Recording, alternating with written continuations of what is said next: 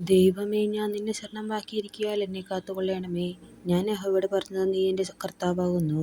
നീ ഒഴികെ എനിക്കൊരു നന്മയുമില്ല. ഭൂമിയിലെ വിശുദ്ധന്മാരോ അവർ എനിക്ക് പ്രസാദമുള്ള ശ്രേഷ്ഠന്മാർ തന്നെ. അന്യദൈവനെ കൈക്കൊള്ളുന്ന നിർവേദനകൾ വർദ്ധിക്കും. അവരുടെ രക്തപാനീയബലികളെ ഞാൻ അർപ്പിക്കുകയില്ല. അവരുടെ നാമങ്ങളെ എൻ്റെ നാവിന്മേൽ അടിക്കുകയില്ല. എൻ്റെ അവകാശത്തിൻ്റെയും പാനപാത്രത്തിൻ്റെയും പങ്ക് യഹോവയാകുന്നു. നീ എനിക്കുള്ള ഓഹരി പരിപാലിക്കുന്നു. അളവുനൂൽ എനിക്ക് മനോഹരദേശത്ത് വീണിരിക്കുന്നു. അതെ, എനിക്ക് നല്ലൊരു അവകാശം ലഭിച്ചിരിക്കുന്നു. എനിക്ക് ബുദ്ധി ഉപദേശിച്ച യഹോവയെ ഞാൻ വാഴ്ത്തും. രാത്രികാലങ്ങളിലും എൻ്റെ അന്തരംഗം എന്നെ ഉപദേശിക്കുന്നു. ഞാൻ യഹോവയെ എപ്പോഴും എൻ്റെ മുമ്പിൽ വെച്ചിരിക്കുന്നു.